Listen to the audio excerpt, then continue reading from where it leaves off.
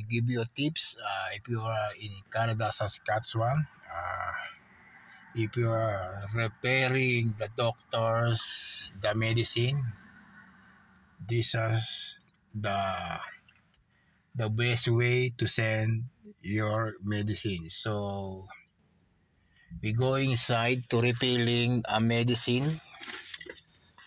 Okay, so let's check. We are using the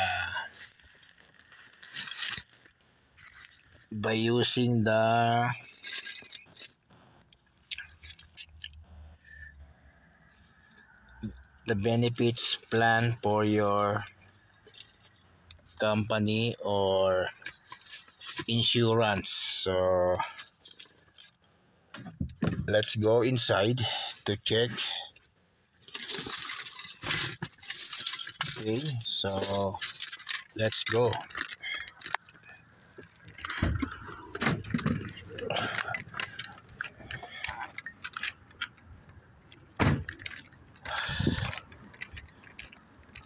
If you are covered in the insurance, so we can buy here, or if you want to buy a perfume, here's the different perfume, the signature perfume. Okay,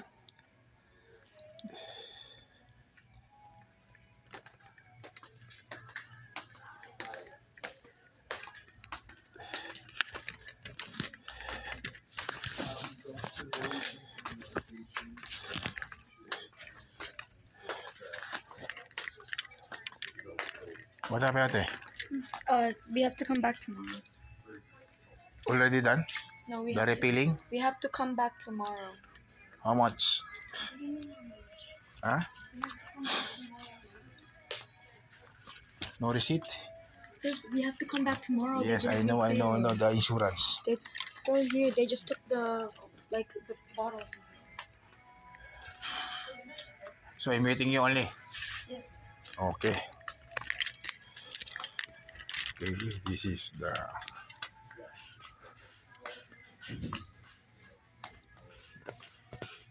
pharmacy for the medicine if you are illness or sick and covered by the insurance. This is the place.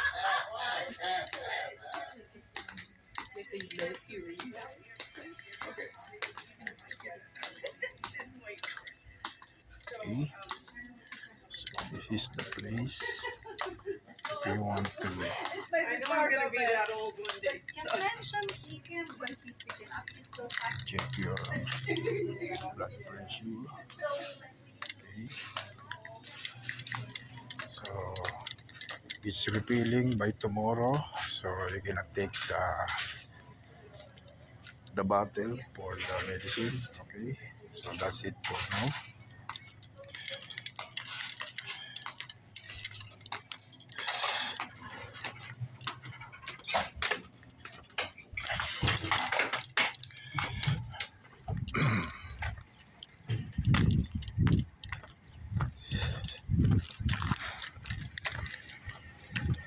Okay, that's it. So we need to waiting.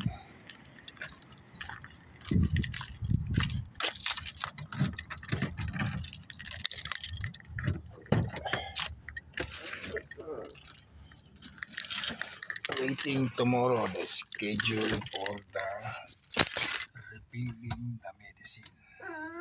Okay guys, that's it for now.